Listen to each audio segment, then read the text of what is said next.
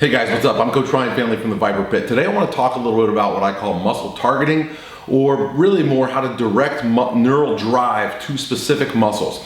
So there's a lot of confusion on this in the industry, but basically in a nutshell what happens is when you try to do a movement, your brain and your central nervous system will determine what muscles have the most effective line of pull to complete that movement based on the positions your body and joints are stacked in, okay?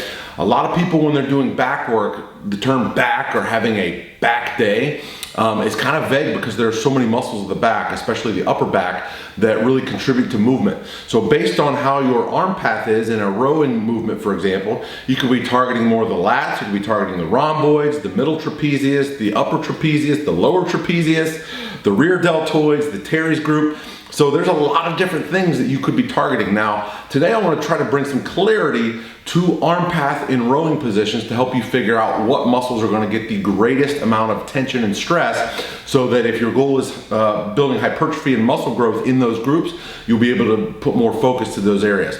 Now, before I go any further, I have to make it clear, during all rowing movements, all of these muscles are going to be active to some degree. Okay, so it's not like with one arm path, everything else just shuts off and it's only the lats. Or with a different arm path, everything else shuts off and it's just the rhomboids.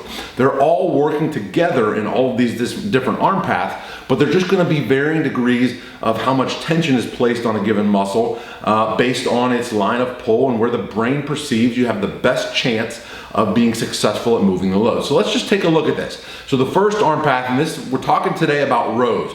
We're talking about cable rows, dumbbell rows, barbell rows, any form of rowing motion. The first arm path we're going to talk about is with the elbow directly at the side, as tight to the side as possible, and driving the elbow towards the hip. So in a standing cable row, that's going to look something like this.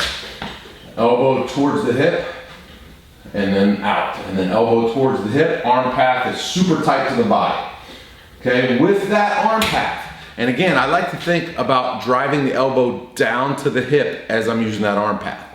With that arm path, you're going to predominantly activate and drive tension to the lats, the latissimus dorsi. Okay, that's going to be your biggest tension, the biggest muscle that's able to generate tension with that angle. It's got the best line of pull and the best leverage to execute the movement. Okay, now the next one that we're going to look at is when the arm is about 45 degrees from the body, this way. So with that arm path, it's going to look something like this right here. Do a couple reps so you can see. With that arm path, you're going to put a lot of tension into the posterior deltoids or the rear deltoids. They have a very effective line of pull at that angle based on their anatomy, and they're going to get a great amount of stress drive to them. So if your goal is to build your rear delts, having that 45-degree angle to the body and really extending the arm back behind the body is important. One thing I forgot to mention with the lats do not have the ability to bring the elbow past the body. They just can't. Okay, so when you're training lats with that elbow in path, you just stop when the arm is beside the body. Okay, next arm path we're going to look at is with the arm up high, so 90 degrees of pull. So at that angle here, 90 degrees of pull, rowing straight up like this, you are going to get more rhomboids and middle trapezius, okay, because this is more of a scapular retraction movement. Again, yes, there's still some rear deltoid in there. Yes, there's still a little bit of lat activating there, but the main dominant activation is going to happen by retracting the scapula.